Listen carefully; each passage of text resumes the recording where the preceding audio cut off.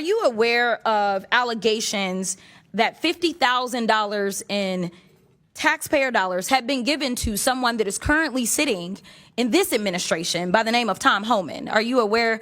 Okay, that's a yes. I am. Okay. And last I checked, and correct me if I'm wrong if you have different information, but he was given that $50,000 in exchange for being able to provide contracts and kickbacks to people as soon as Trump was going to get into office. The DOJ was actually investigating this, but as soon as Trump got into office, last I checked, he actually said, go ahead and throw away that case. So it was a Department of Justice investigation, and he accepted the money from an undercover FBI agent in cash. Are you aware as to whether or not we ever got that $50,000 back? I'm not. Oh, okay. Are you aware as to whether or not this committee has decided to investigate that? I'm not. Are you aware as to whether or not any committee in Congress has decided to investigate the fact that we know that he took $50,000 from an undercover officer, and yet we still don't have that money, nor does he have any charges? I'm not. Oh, okay. All right. So let's get into it. Here's what nobody wanted to talk about. What you just witnessed isn't just a tense exchange over 50 grand in cash. It's a glaring spotlight on a system that might be quietly burying its own scandals. When a lawmaker publicly corners a witness on allegations that a top administration official took a $50,000 kickback from an undercover FBI agent only for the DOJ investigation to magically vanish, the silence in that room is deafening. It raises questions that go far beyond a single missing stack of taxpayer bills. This moment signals a much deeper tension. Who gets aggressively targeted and who gets an absolute free pass? If these allegations suggest a broader truth, we are looking at a terrifying double standard at the highest levels of power. Now watch what happens next. I think this question has been posed for each of you, and we can start at the far end. Do you believe that all Somalis are engaged in fraud? I do not, and I'd like to... Okay, just yes or no. Next. Of course not. Oh, absolutely not. We have good Somali people in our state. Okay.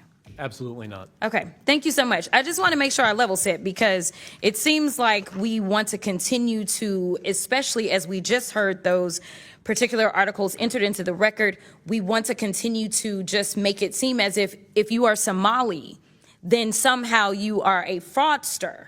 And this administration has decided that it wants a target on their backs. And so when my colleague, Ms. Randall, decided that she wanted to talk about the threats that are being made towards various Somali people, the reason she brought it up is because this particular side of the aisle has a tendency of, if one person does something bad, especially if they are an immigrant, then we are going to cast aside that entire community. So I wanted to level set, and I appreciate your honesty, because that's something that we very rarely get from my colleagues on the other side of the aisle. In fact, if we want to talk about fraud, I got a lot of fraud that we're going to talk about, because we're going to get into this, but I am very curious to hear, let me ask you, Mr. Ballou, are you aware of allegations that $50,000 in taxpayer dollars have been given to someone that is currently sitting in this administration by the name of Tom Homan? Are you aware? Okay, that's a yes. I am. Okay. And last I checked, and correct me if I'm wrong if you have different information, but he was given that $50,000 in exchange for being able to provide contracts and kickbacks to people as soon as Trump was going to get into office. The DOJ was actually investigating this, but as soon as Trump got into office, last I checked, he actually said, go ahead and throw away that case. So it was a Department of Justice investigation, and he accepted the money from an undercover FBI agent in cash. Are you aware as to whether or not we ever got that $50,000 back? I'm not. Oh, okay. Are you aware as to whether or not this committee has decided to investigate that? I'm not. Are you aware as to whether or not any committee in Congress has decided to investigate the fact that we know that he took $50,000 from an undercover officer, and yet we still don't have that money, nor does he have any charges? I'm not. Oh, okay. All right. So let's get into it. We're living through the most corrupt presidential administration in American history, a $300 million ballroom, a $230 million payout from the Department of Justice because the president got his feelings hurt because he had to be investigated for being a criminal. Hundreds of thousands of taxpayer dollars spent at Trump-owned properties around the country, Trump-branded wine being sold at the Coast Guard exchanges, American taxpayer dollars being spent on DHS propaganda ads on Truth Social, awarding federal contracts to corporations in exchange for campaign contributions.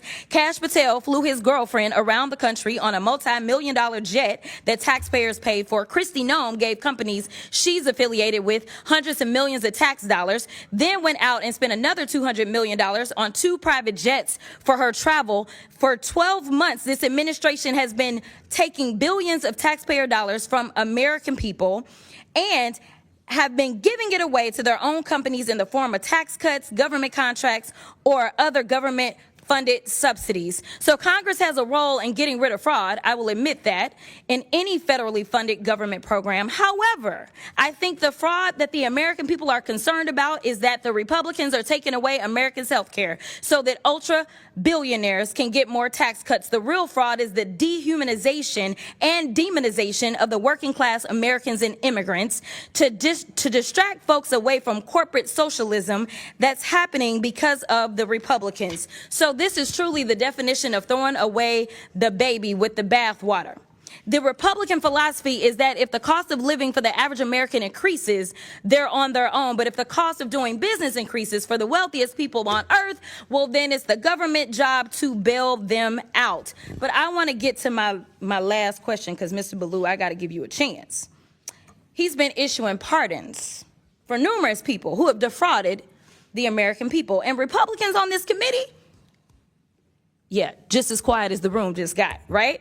So, Mr. Ballou, talk to me about how the Trump administration has welcomed fraud across government by purging DOJ attorneys and shuttering ethics office across the federal government. Well, you know, one of the things that's been a common theme in this discussion so far is potential government employee involvement in some of these schemes. That hasn't been proven yet, but it does seem to be alleged. The concern that I have is the office that would prosecute that in the Department of Justice, the Public Integrity Section, has been largely defunded and decimated. Thank you so much. And my time has expired, but I do have some UC. That exchange leaves us with a dizzying list of allegations to unpack. We are looking at rapid-fire claims that stack up fast. A $50,000 cash drop with an undercover agent, a $230 million DOJ payout, multi-million-dollar private jets for Kash Patel and Kristi Noem, and billions in taxpayer money funneled into corporate tax cuts. Add in the systematic defunding of the DOJ's Public Integrity Section, and the sheer volume of what is being alleged is absolutely overwhelming. But here is where the story shifts. We are told this hearing is about protecting taxpayers from localized fraud within immigrant communities. Yet what stands out is the glaring contrast between the surface narrative and the deeper implication. The broader pattern raises questions about a deliberate strategy of distraction. Point the finger at working-class citizens and marginalized groups so nobody looks at the elite corporate socialism happening right in front of us. This isn't just about mismanaged government funds. It's about who the system is designed to protect. Because when the public integrity watchdogs are defunded, corruption doesn't disappear. It just becomes the new standard operating procedure. It's a masterclass in narrative control. Manufacture outrage at the bottom to shield the very top from basic oversight. If these allegations suggest anything, it is that the machinery of justice is being selectively applied. When politicians use their platform to demonize the vulnerable while allegedly ignoring massive corporate payouts, they aren't just shifting the blame. They are rewriting the rules of accountability in broad daylight. Ultimately, this isn't merely a political debate. It is a stark, undeniable warning that when the architects of the law dismantle the ethics offices meant to police them, the real fraud is the illusion that the rules still apply to everyone.